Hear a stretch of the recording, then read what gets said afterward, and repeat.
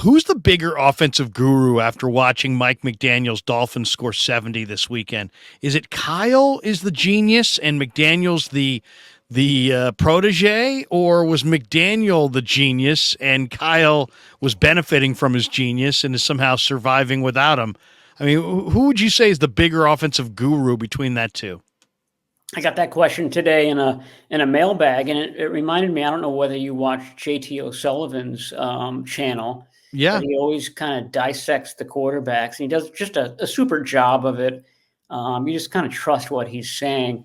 But he's been noting in his Brock Purdy breakdowns that he keeps seeing a Dolphins play over and over. It's the one where Debo is sort of shooting right up the line of scrimmage at the snap, which is what Tyreek Hill does in Miami.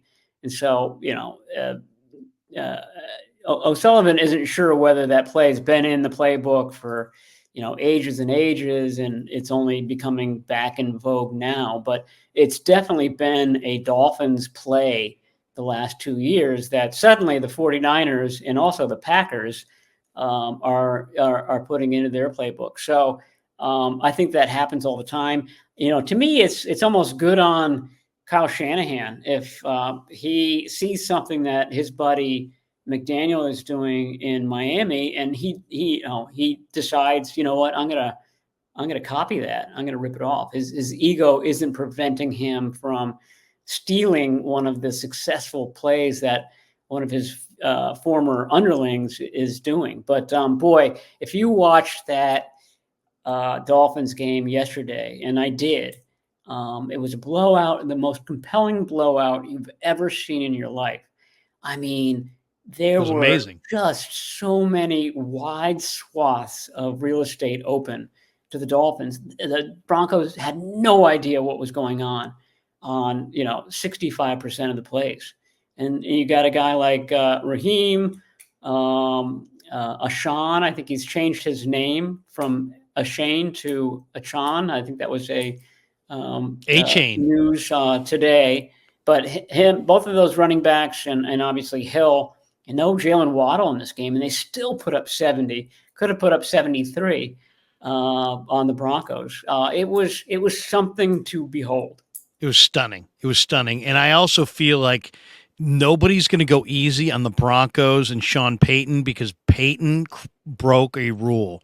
He went out of the, he blamed somebody that's in the brotherhood publicly. He shamed Hackett, saying, ripping Hackett at the presser when he didn't have to. He didn't take the high road. He said that Hackett did one of the worst coaching jobs in the history of the NFL.